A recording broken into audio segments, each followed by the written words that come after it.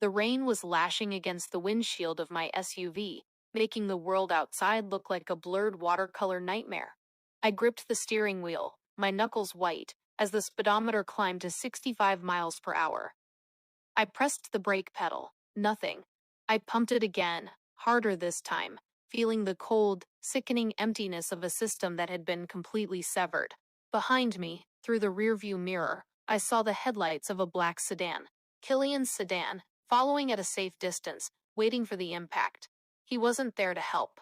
He was there to be the first witness to my tragic accident. But as the curve in the road approached, I didn't scream. I didn't pray. Instead, I reached into the glove compartment and pulled out a small, encrypted tablet. I tapped a single command, and a few miles away, in a quiet office building, a high-speed printer began churning out 300 pages of evidence. You thought you were the only one who knew how to hack a system, Killian? I whispered to the empty car. You forgot that you married an investigative accountant. I don't just find numbers. I find the bodies buried beneath them. To understand how my perfect husband ended up chasing me toward a cliff, you have to understand the man I thought Killian was. We met 4 years ago at a charity gala in the city.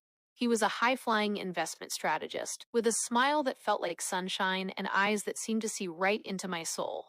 I was a rising star at a forensic accounting firm, a woman who prided herself on being impossible to deceive. You spend all day looking for what people hide, Saren, he told me on our first date, leaning across the table with a look of intense admiration. I want to be the one man in your life who has absolutely nothing to conceal.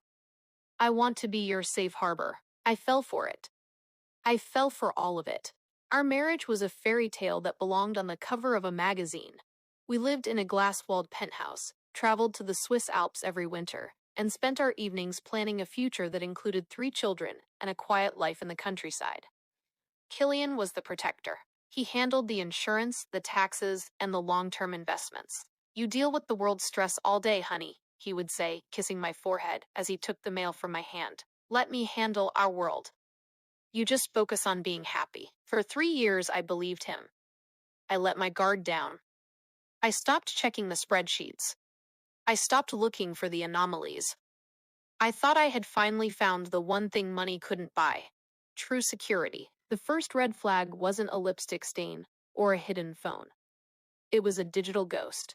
Last November, while I was preparing our joint tax return, I noticed a small, strange credit on our statement, a refund from a disability insurance claim.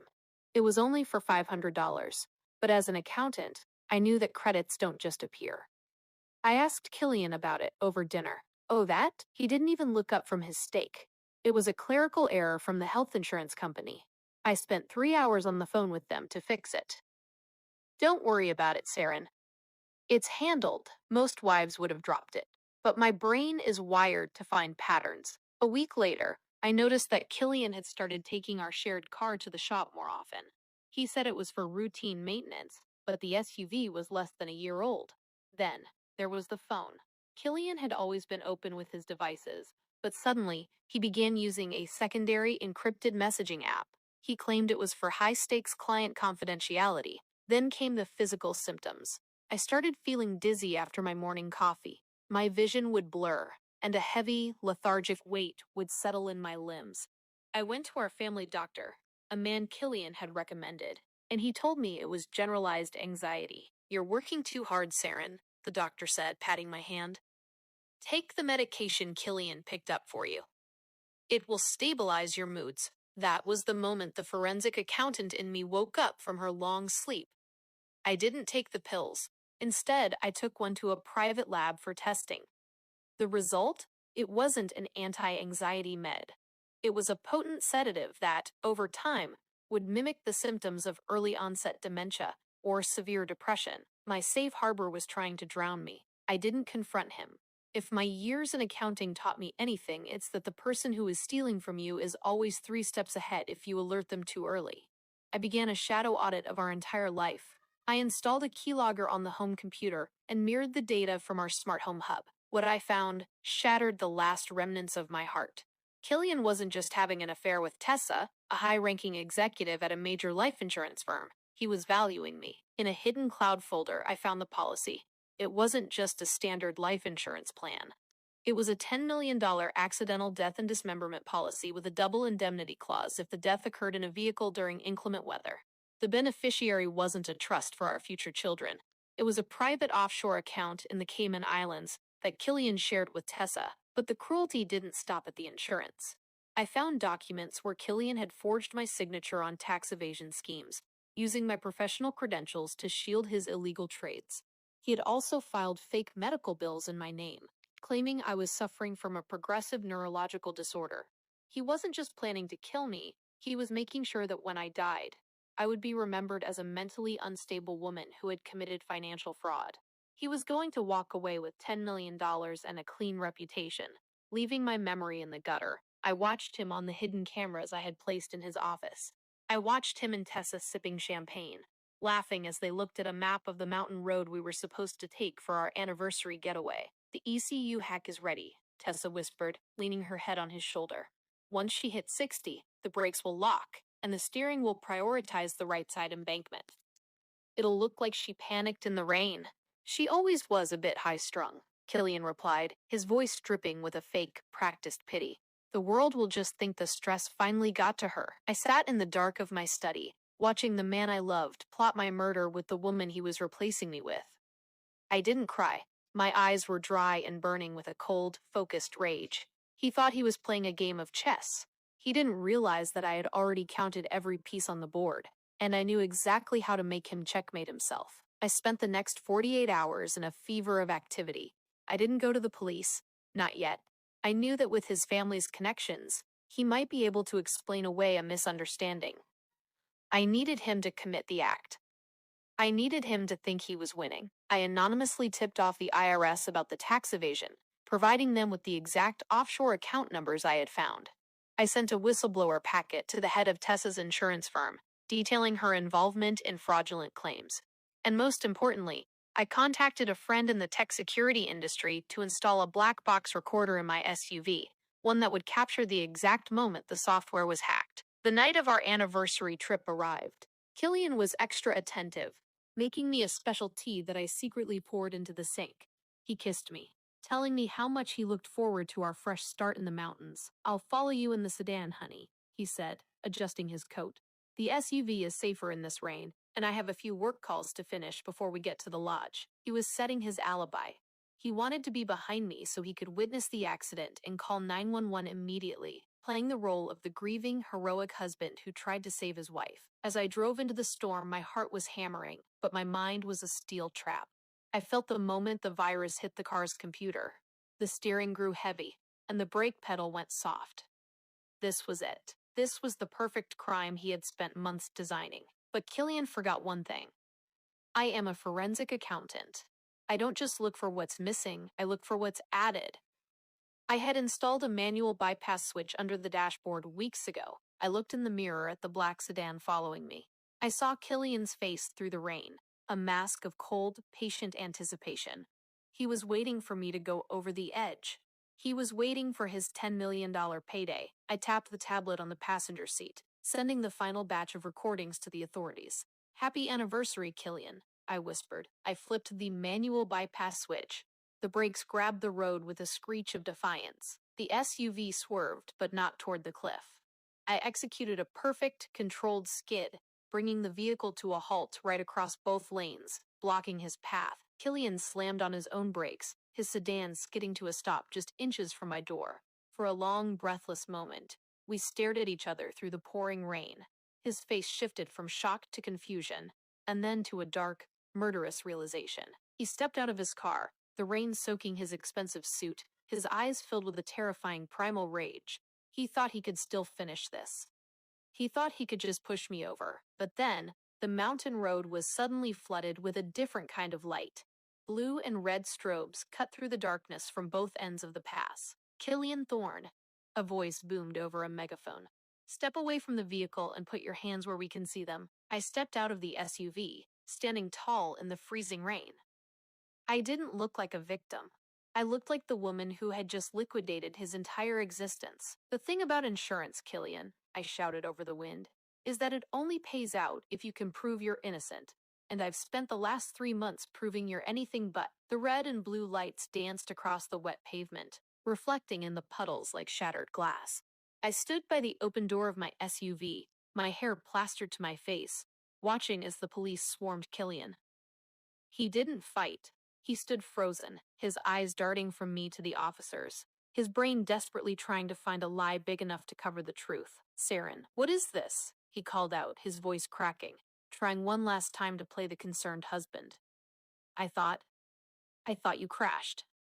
I was so scared. Why are these people here? I didn't answer him. Detective Miller, my old contact from the firm, stepped forward and held up a clear plastic bag containing a small, black device. We found the signal transmitter in your glove box, Mr. Thorne, and we've already intercepted the remote command sent from your tablet to the SUV's braking system. You might want to stop talking. The look on Killian's face was worth more than the $10 million he had tried to kill me for. It was the look of a man who realized he had been outsmarted by the very person he considered his greatest asset. The fallout was swifter and more brutal than even I had anticipated. While Killian was being processed at the station, a simultaneous raid was happening at the headquarters of the insurance firm. Tessa was arrested at her desk, in the middle of a celebratory drink, before she could even delete the encrypted files connecting her to the fraud. But for Killian, the real nightmare began in the interrogation room. He thought he could out-talk them. He thought he could blame it all on Tessa. She was obsessed with me, he told the detectives, his face a mask of fake grief. She must have hacked the car to get Saren out of the picture so she could have me to herself. I had no idea about the insurance policy. Detective Miller didn't say a word. He simply turned on a recording, one I had captured through our smart home hub 3 nights prior. Killian's voice. Make sure the payout is routed through the shell company, Tessa. Once the forensics team clears the accident, I want to be on a plane to the Caymans within 48 hours. I'm tired of playing house with a woman who counts every penny. I want the life we talked about. Killian's jaw dropped. The recording continued, detailing every step of their plan. It wasn't just evidence of a crime, it was a confession of his utter lack of a soul. By the next morning, the Thorne legacy was in ashes. Killian's parents, who had always been obsessed with their social standing and flawless family reputation, didn't even hire him a lawyer. His father released a statement to the press that was colder than the rain on that mountain road. We have no son. What Killian attempted is a stain on humanity that no name can cover. We stand fully with Saren and will offer her every support as she pursues justice. They didn't do it out of love for me, they did it to save their own skin. But it didn't matter. Killian was truly alone. The legal battle that followed was a masterclass in forensic destruction. I didn't just want him in jail, I wanted him to feel the weight of every lie he had ever told. Because he had forged my signature on those tax evasion documents, I filed a massive civil suit against him while the criminal case was ongoing. I used the very disability benefits he had fraudulently claimed in my name as evidence of his premeditated fraud. Since he had spent months telling everyone I was mentally unstable, I used those medical records to show the court that he was a predator who had been gaslighting a victim to prepare for her murder. In a landmark ruling, the court didn't just freeze his assets. They declared him a slayer under the law, a legal term usually reserved for people who successfully kill for inheritance, but applied here because of the clear evidence of his intent.